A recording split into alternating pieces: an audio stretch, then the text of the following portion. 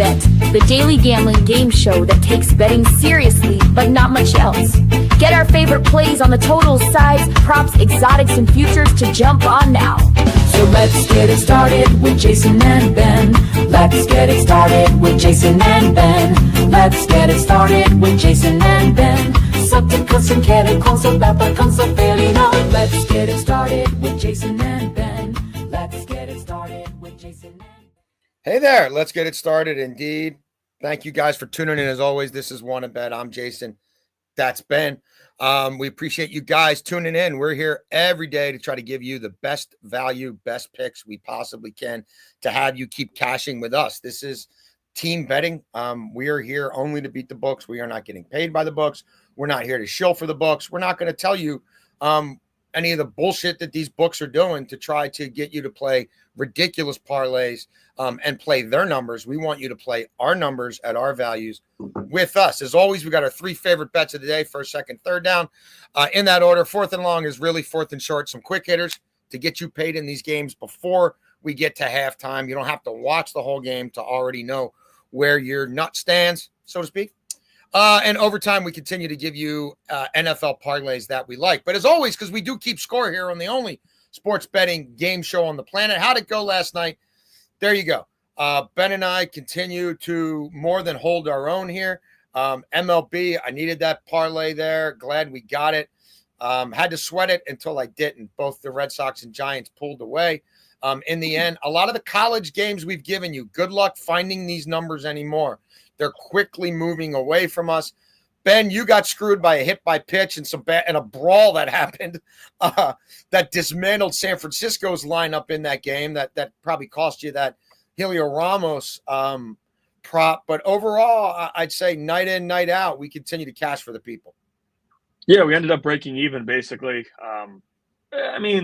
Ramos also hits two balls, 100. One was 109, which, again, like, you hit a ball 109, should have base hit, but that's baseball for you. And then he had another one, 103, that was an out. So he scorched two balls to make an out. He cashes two in the first inning. Devers is telling Freeland to shut the F up as Freeland's complaining because he's a beach ball thrower. That's a bump. So we didn't get any more at-bats against Freeland, which, again, when I went through the process, the big thing was he's facing Freeland, and he'll get 2 to 3 at-bats against him at least. He only got one. But he still hit a few balls hard. It's just unfortunate. But again, that's baseball. That's sports betting. That's all of it. And then C.J. Abrams moving to the 2 spot comes through for us. James Wood did some damage too, but C.J. Abrams cashed for us. So it was basically an even night. We were down about 10 cents, which I'm not too mad at that. Yeah, no, we continue to plug along, make the people money, and we all can't wait for football to start. Let's freaking go. All right, Beltway Bet, first down. What you got for us? First down, we will go to the NFL. And, Jason, I kind of want to hear where you are on this. Everybody is, like, sprinting to bet Krosky Merritt. It's like that's the thing, right? Oh, we saw what he did in preseason. We know what's going on there. But, like, if they get to the goal line, how is Eckler not the guy? I understand Krosky Merritt's a rookie and all that. I'll get more to the play in a minute. But, like, where do you stand on that whole thing? Because everybody thinks Krosky Merritt's the steal of fantasy drafts, and they're going to get a ton of money betting his touchdown. I prefer this for a couple reasons. One, I'm very bullish on the Giants defense. That Giants front seven. And when I say front seven, I mean just the D-line, because I think their D-line rotation is 7 deep. I don't love their linebackers. They know in that building, Okereke better bounce back in a big way or they have trouble. I don't like their linebackers in coverage. They got to prove to me they've got I know they added, Phillips. They did some things on the back end that could work. I got to see it to believe it. I believe Cliff Kingsbury is going to want to attack those linebackers in coverage. I think the horizontal passing game is going to be in play. They obviously trust Eckler as a pass protector. They trust Eckler's hands. The quarterback did a lot of good work with Eckler last year when Robinson was banged up. I mean, there were a lot of weeks where they didn't have a traditional run game. They leaned on the screen. So if I was going to make a play on either of them, and I've done a lot of work, I've written extensively about the New York Giants defense at the Washington Post, talked to a lot of evaluators I like in this league, and I'm bullish on them. And if they are who I think they are, you're going to want to screen them to death. And this is still at this stage of his career, a legitimate screen weapon. Fully agree. But like when you look at this, and again, I'm on the under in this game. We got that a few weeks ago. So like the only way I would play a touchdown with an under, you don't love that. But at the same time, if I'm getting plus 170 on this situation because of the Kroski merit and because of Chris Rodriguez, I'm going to take it. And Jaden Daniels, it's your you got something? I was just saying, I also don't like Washington's offensive line. I'm by no means sold on Washington's offensive line. And you got a quarterback this generational. Trust me, Dan Quinn's going to be in Cliff's ear. Throw the screen, throw the check down. Quick, hot. Yeah, and we dealt with, like, all those years we dealt with Eckler. Is he a good running back or is he just a good fantasy player? Eckler finds his way into the end zone. Yes, he does. I just don't see how the vet doesn't bounce one in here this week. And we're taking a plus 170 again. I like the under the most in this game, but this value here is too good for me to pass. First down, I'm being judicious about my MLB plays. But I do like the swing in Sacktown A's tonight in St. Louis for a bunch of different reasons. Beltway, Ben. They've got a quality pitcher on the mound in Springs. He's been really good on the road. 3.66 ERA, the league batting just 217 against him. He gives up a lot of home runs in Sacktown because everybody does. The fly ball rate's much more in check on the road. It's a St. Louis lineup that's very scattershot. And I don't buy Matthew Liberatore. Like, you look at his ERA by month, it's a 2-something in April, it's a 3-something in May, it's a 6-something in June, it's a 5, 6, 7 in July, it's a 5, 6 again in August. It's not good. He hasn't been good at home all season. The league bats 290 off him at home. He has just 44 strikeouts in 60 innings pitched at home. Beltway, Ben, a lot of balls put in play. And the A's destroy lefties, and they especially destroy mediocre lefties on the road. Since July 1st, the Oakland A's against left-handed pitching on the road, 864 OPS. Only the New York Yankees are better in all of Major League Baseball. Beltway, Ben, they got a 366 on base against lefties on the road since July the 1st. St. Louis is 1-5 in Liberatore's last 6 starts at home. He only has 6 home starts since June the 1st. For whatever reason, the way it's fallen, most of his starts have been on the road. His one August home start was against the Colorado Rockies. He got yanked after 4 innings, allowing 4 hits and 3 earned. St. Louis is 7-14 in their last 21 at home, and the A's hung an 11 spot on them 2 nights ago. I'm also parlaying this with San Francisco on the money line. Colorado had to pull Freeland after 2 batters last night, Beltway, Ben. It was a bullpen game for a team with no bullpen. Jaden Hill, the kid from LSU, has been one of their better relievers. They used him up yesterday. I mean, they do still have Vodnik available. That's about it in terms of a quality reliever. Erman Marquez on the mound. He's got a 6.4 ERA at home. San Francisco's going to get Chapman and Adames back in the lineup tonight after getting ejected last night. San Francisco's hitting the ball better than they have all year. Colorado is 22-44 at home. They have 6 fewer wins at home than anybody else in the majors. San Francisco's won 10 of their last 12. I think San Francisco. Hey, again, look, San Francisco is now only 5 out of the wild card, Beltway, Ben. San Francisco's above 500, and they've got Robbie Ray on the mound. So let's get that tonight. Second down. Second down, we will go to the MLB, and I'm going to go with again, like yesterday, the way it lost and how it went. I don't love 2.5 for that reason. Now, you can give Vladdy a 155 if you want to pay that juice, but just for an official play on here, I'm going to go with the plus money, and we're just going to take the 2.5 because I like this matchup against Littell. 4 for 7 against him in his career with the home run. We know what Littell does against home run hitters, guys with power. 18 home runs to right-handed hitters this season. Things aren't getting any better in that Cincinnati park. He's given up 2 home runs in 2 starts there. We know how that wall is. A little short. Righties don't love pitching there. And then you look, 894 OPS on the road for Vladdy compared to 837 at home. 514 slug against right-handed pitching on the road. He's hitting righties hard. Vladdy's always coming up in these with these RBI opportunities. You have Bichette behind him. However they want to work that lineup, I am confident that Vladdy could catch this with one swing of the bat with nobody on. He has power. He's hit some home runs of late. I do think Vladdy has a big game here, and he's hitting the ball a lot better lately. He's starting to turn things on now. Excellent. Second down for me. We're going back to footy, the soccer markets, all the major leagues in Europe on international break because we've got World Cup qualifying and friendlies on the calendar. Obviously, if you just pay attention to soccer here in the U.S., you haven't heard anything about a U.S. World Cup qualifier because the U.S., Mexico, and Canada are automatically going through because they host the upcoming World Cup next summer. There are some other CONCACAF World Cup qualifiers. Those markets haven't formed yet. I might get on one of those in the next day or so, but I am on, I played this last night, a European World Cup qualifying money line parlay. I'm not going to go crazy here, belaboring the point. Okay, Holland's playing Poland. Like, Holland's going to win this group. Holland's probably going to win this game by at least 3 goals. Poland, it's an aging team. They haven't turned their roster over quickly enough. They struggled against Malta in World Cup qualifying. Malta. They struggled against Lithuania. They lost to Finland already. Holland's going to win this group. They're going to win this group going away. I'll probably have another play on that match tomorrow. Like, Holland's already got a plus 10 goal differential. They scored 12 goals in their first 2 World Cup qualifiers. At home against Poland, a lot would have to happen for them to blow this. Also, Germany's playing Slovakia. The last 11 times these teams have played each other, Germany's won 8 of them. This group is just kicking off World Cup qualifying. It's a Slovakian roster that's kind of in disrepair, and it's a German team that, look, like, Germany hasn't lost a World Cup qualifier in 5 years. Germany, like, they don't lose home World Cup qualifiers pretty much ever, although England did get them 6-1 a few years back. I think Michael Owen might have had 2 or 3 in that one. Maybe Stevie Gerrard with one. I just think they go to Slovakia and win this match. All the numbers would point me in that direction. And then Croatia is playing the Faroe Islands. Do I need to belabor that point? I think they're around a minus 500 favorite. Those 3 will get you plus 125. Third down, Beltway Ben.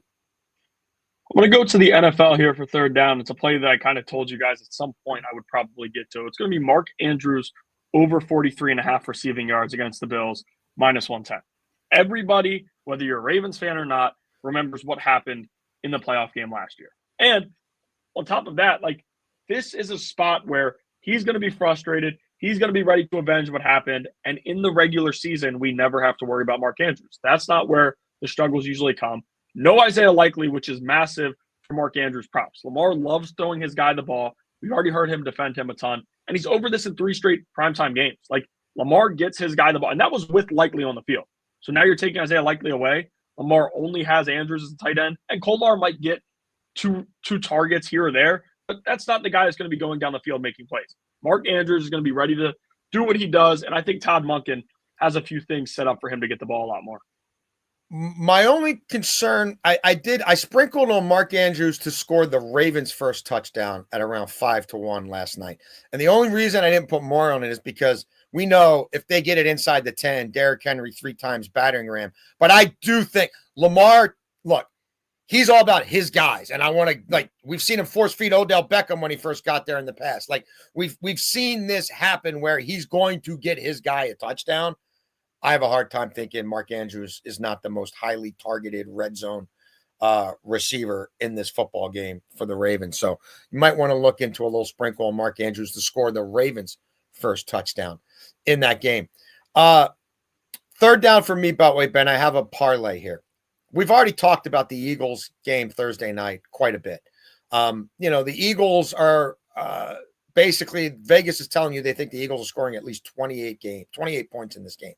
We're going to take it down to 20.5 for these purposes. I would not be shocked if they have this at halftime. I'll be honest with you. Eagles 20.5 points. They scored 75 points in 2 games against Dallas last year. We've got Ravens over 17.5. Beltway Ben, Lamar Jackson has started 94 games in the NFL. He has failed to produce 18 points in 8 of them. I'm going to repeat that. Lamar Jackson started 94 games in the NFL. He has failed to produce 18 points or more in 8 of them, and 2 of those games he got knocked out due to injury. Now, Buffalo is a really good football team. I don't know that it's a great defense, and Baltimore had 21 on them at halftime of a regular season primetime meeting a year ago. Okay, Buccaneers over 18.5 against Atlanta. Atlanta's allowed 18 points or more in 14 of their last 17 games. Tampa hung 56 on them in 2 meetings last year. Atlanta allowed 27 points per game last year against the NFC South. Have they gotten markedly better on defense? I don't think so. Then we've got the Cardinals. They're facing New Orleans. New Orleans has allowed 20 points or more in 11 of their last 14 games. Kyler Murray has 14 career starts in a dome indoor situation over the last, 14 starts the last 2 years in a dome setting. He has reached at least 18 points in 10 of them. Obviously, the Saints are tearing their roster down. They're in the march for Arch. Kyler Murray's really good in the first half of seasons. He gets bad when he runs out of steam in the second half. New Orleans can't defend tight ends. They've got a real legitimate difference-making tight end, and Arizona can run the ball as well. So there you go, plus 145 on that parlay. Fourth and short. Going to head to the WNBA. And again, when we first were doing these, I mean, we probably had cashed a ton in a row. But we slowed down a little bit, but I still really, really like this one here. Kamilla Cardoso, over 3.5 first quarter points. And when you look at what she's done, she's over this in 9 of her last 12. Now, a lot of those games, Angel Reese was out. So that's a pretty big factor here. But even earlier in the year when Angel Reese was playing, Cardoso was going over these points regularly. Like, this was a regular thing for her. She had been doing a lot. Now, Angel Reese has improved scoring as the year's gone on. I'm not too worried about it here because I think both bigs can dominate a Sun defense that is horrible on the inside. The interior, and all we need, she's going to play 7-8 minutes. All we need is 2 layups. That's everything we need. She's very good around the basket. She's been good all season. But there's another play that I'm going to go to here, and I know we're fourth and short. That's the main play, but I also like her over her points. I thought I'd just get to it here.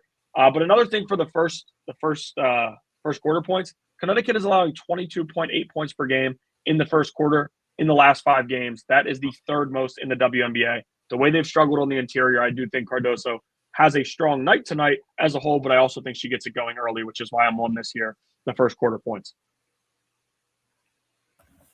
You sold us.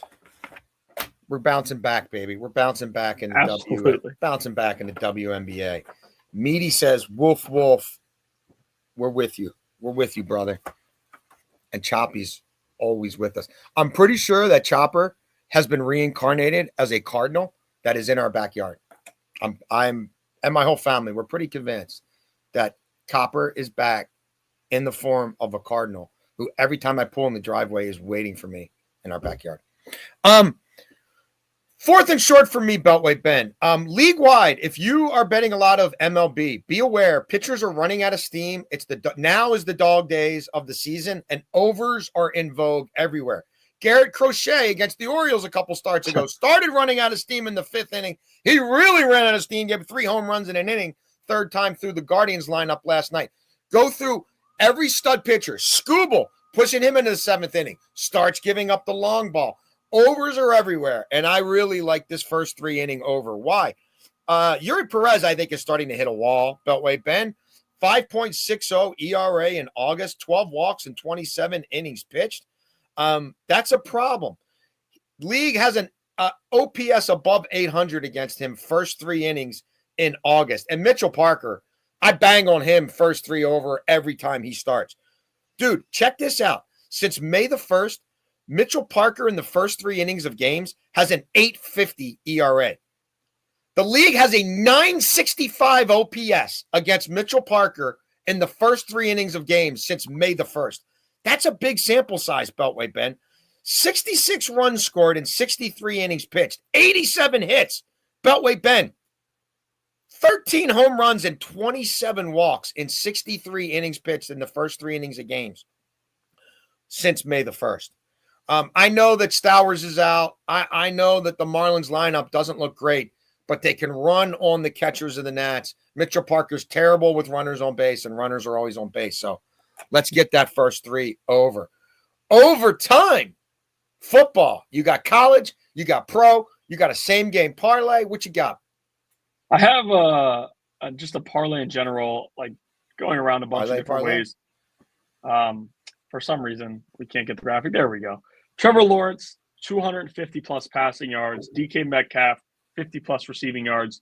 Stephon Diggs, 25-plus receiving yards. And Joe Burrow, 2-plus passing touchdowns. Now, go to each one of these. It's a bunch of different games. I think DK is going to be heavily involved in that offense. I just think the way that it's going to go, Aaron Rodgers is going to be getting his guy the ball. There's always that one wide receiver Rodgers has, and it's usually a big name guy, whether he helped create the big name or whether he goes into a situation where he is teeing off, trying to get that guy the ball. Pittsburgh, this is the top guy. There's nobody else who's really going to be demanding targets like DK Metcalf. Trevor Lawrence, I'm kind of up and down on Trevor Lawrence. Yeah. I do think against the Panthers defense, how does he not come out? How does he not come out striking? And I don't buy that run game at all. I don't know whether Bigsby, is he going to be leading carries? ETN, we know what he does in the passing game, but running the football hasn't been good. I think they're going to be throwing the football game, and they're going to want to get Hunter involved when he is playing offense. So I do think they're going to be throwing the football a bunch. Brian Thomas Jr. is one of the best wide receivers in the NFL already. Stephon Diggs, we got to his prop yesterday, or 2 days ago. In general, I think Stephon Diggs has a strong week one. Another situation where you have a wide receiver in a situation with nobody else really around him. He's the top target there. And then Burrow, 2+ passing touchdowns. I think we've talked about it probably 100 times on this show over the past 3 weeks. How does he not come out strong after I keep hearing it. Like my dad was talking about it yesterday, like trying to shoot me down on the Bengals. Their week one struggles. I don't care. I don't want to hear it. This is going to be a different year. This is going to be a different year. They treated the preseason a little differently. Joe forced his guys to get paid. I think he throws 2 touchdowns here. That dovetails with the same game parlay that I have in overtime. Look, we're on this Bengals-Browns game a few different ways. I gave out Bengals over 23.5 points way back in the spring. You can't get the value on that anymore. I took it down under 23 for these purposes, just in case, it ends up being 2 touchdowns and 3 field goals. I have a hard time thinking they don't spend a lot of time in Browns territory. Now, they did work their first team offense a fair amount in the preseason, unlike most teams, but if they have red zone struggles, I still think that kicker can bounce back. It's the weather looks like it'll be fine. So I'm taking that down under 23. Cincinnati scored 24 or more in 8 of their final 10 games last season, including a 24 spot against Cleveland. We'll take it down to 23. I'm with you on Burrow. Burrow had 3 passing touchdowns or more in 8 of his last 9 games. He had 28 total passing touchdowns over his last 9 games, and he did throw for 2 in a late season meeting against the Browns. The Browns since then have lost their best coverage linebacker. I just think the Browns defense is declining. Burrow over 200 plus passing yards. I mean, do I need to belabor the point there? He's over that in 15 of his last 16 games. Now, the one he didn't hit was 181 against Cleveland, but I'm gonna hold out hope that a guy who averaged close to 300 a game last year can get me 200 here. And then Njoku, over 40 receiving yards. If you go back to Njoku when Flacco was the quarterback a couple years ago, he played 5 games that Flacco started. He had 390 receiving yards. He was going over 80 with regularity. He had at least 44, at least 6 catches for 44 yards in all those games.